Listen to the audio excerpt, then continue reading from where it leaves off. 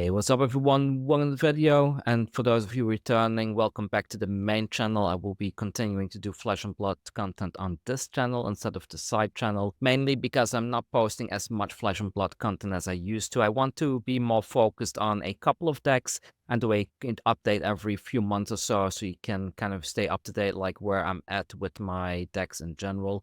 I'm now only focusing on Ninja, Warrior, and Assassin. I dabble a little bit in Illusionist, but I will not be covering that on the channel. But yes, so I haven't updated Zen for quite some time. After the Art of War ban, I kind of lost my passion for the deck a little bit. Not that the deck was bad afterwards, but simply because after you've seen the deck at its very, very highs, it becomes a little bit difficult to go back to a worse version. So I needed a break. I played it mainly over in the Living Legend format, which is a deck I did share over on my Patreon a couple of months ago. I quite liked that deck. But now I'm back in CC after playing Ira for a bit, and I finally found some passion for Zen again, and let's go over it.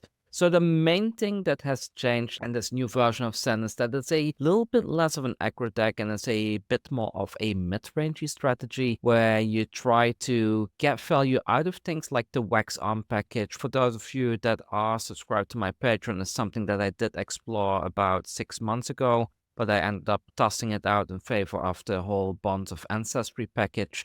But now that Bonds of Ancestry is gone, and since the Surging Strike line is not really worth running, it's kind of nice to put this back into the deck. And the thing is, because we are running these over things like Flick Flag, for example, we have a lot less restrictions in terms of deck building. We need less combo cards than we used to, even though there's still a significant amount of combo cards in here, but we can be more focused on having some nice blue slots like the Harmony of the Hunts that previously I did not include, as well as Tiger Form and Incantation, which can be like a combo enabler on turns where you don't have a G available to generate a Tiger for you, a gray card to put in your arsenal, for example.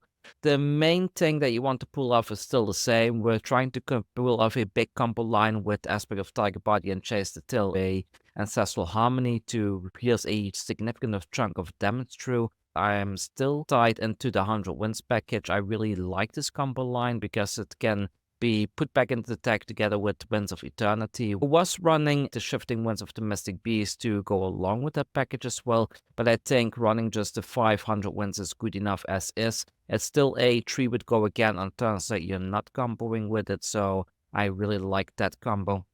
I also like Spinning Wheel Kicks, even though it's a 4 would go again and it costs 1, which in a way it's kind of like the same value as something like a Growl.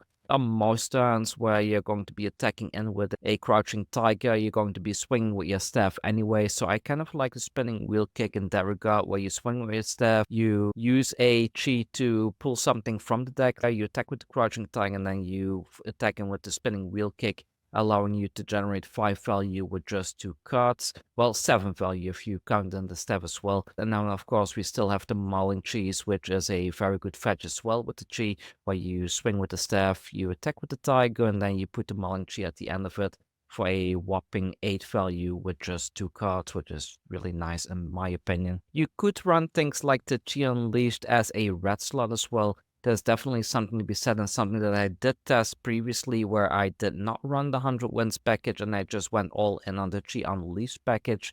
But you do run into some issues where if you do not have an additional resource from your 12 Battle Kasaya, then you are losing value because you're not able to attack in with the staff. And if you're not attacking in with the staff, then what are you doing with your life, right? Because this is a 3 value attack for just 2 resources right there. I like the Chi Unleashed, but I don't like them enough to have a full play set of blues or even a full play set of reds in here. You could, of course, like run the 1 copy of red in the main deck, maybe take a Mauling Chi out of it or a Spinning Wheel Kick. That is definitely an option, but then if you do take a Spinning Wheel Kick out, do take away a bit of synergy by attacking back to back and getting that +1 and being able to recycle those back into the deck, so that's something that you do need to think of. Overall, I do think the deck is still very good against decks like Enigma specifically, because you end up in situations where you can utilize the Tiger Stripe Shuko in such a way to make your Tiger Swipes unpreventable damage, and they're coming in for 5. It's very hard for Enigma to block. You could run blue copies of Bouncing Chi in here as well as another way to trigger your Tiger Stripe Shukus for some unblockable damage, but I think for now it's not really that necessary. I think you can always just fetch a 100 Winds Blue from the deck. So other than that, I am now running the Cosmic Awakenings. I wasn't a huge fan of this card, but now that we have control strategies in the meta with decks like Y'all, I do think that having Cosmic Awakenings in the deck is a great out in those games where they just keep on fatiguing you until you have nothing left in your deck. Because if you're able to attack twice for 20 with a full hand, it can win you games in a right scenario.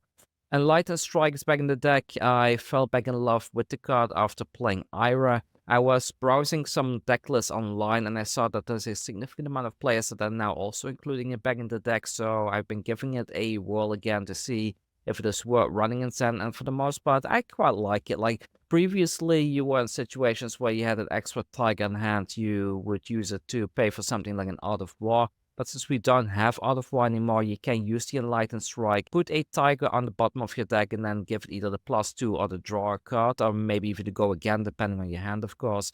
But doing so, you can utilize your additional Tigers to get a bit of extra value. It does mean in the late game you end up drawing into a Tiger that doesn't block, but it helps you to get a bit more reach with your Tigers that normally you would just dump onto the combat chain. I'm still running the Warmonger's Diplomacy. It's really good against decks like Viscera, and it's also really good into decks like Azalea, where you can pretty much shut them down for a turn or two by playing these back-to-back. They are still a 3-block, so against decks where you are not running the Wax Arm package, you can still put these in there along with the Cosmic Awakenings, maybe 2 Cosmic Awakenings and one Warmonger's Diplomacy, because it's still a 3-block and it's still going to generate you some value.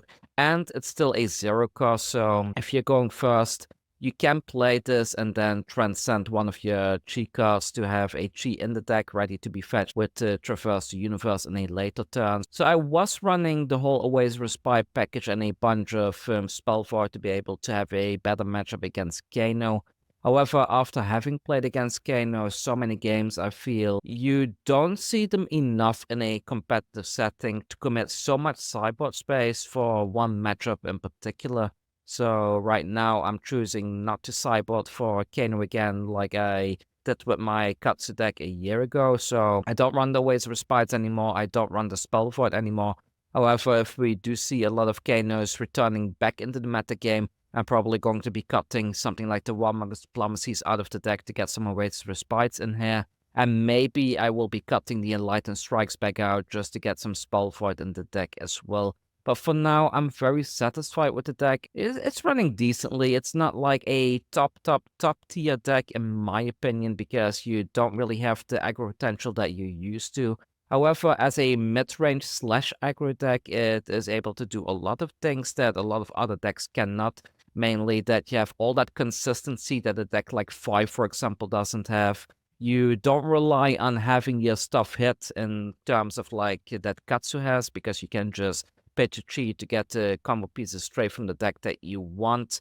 And it's something different than Ira, right? Like, I think Ira is like a full-on mid-range control type of deck where you try to utilize your hero ability and get as much value out of that. But this is like somewhere in between mid-range and full-on aggro, where you can have some fun, have some good back and forths with your opponent, but not doing anything too overpowered or too format warping that people are starting to complain, because that's something I did have to deal with in the previous version of Zen when we did have Art of War available, and something I also dealt with when I was a 5 main back in the day, is that a lot of people, they don't like to be on the receiving end of a full-on aggro deck, and I can't blame them, but at the same time, it takes some of the social aspect of playing games away, if you know what I mean. Like, if I take a deck to a local event or a big event, the main thing that I want to do when I do go play a game is to have great games and have fun with my opponent, meet new people, and have some social interaction.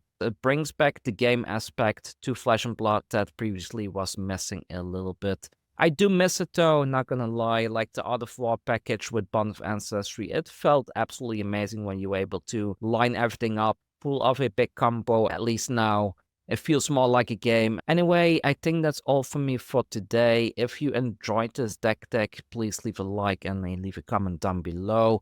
I will not be doing as much Flesh and Blood content as I used to, but I will be updating my ninja decks once in a while, and I'm definitely looking forward to covering Arachne once that one comes out next month, so keep an eye out for that. I will do a deck tech for that deck too.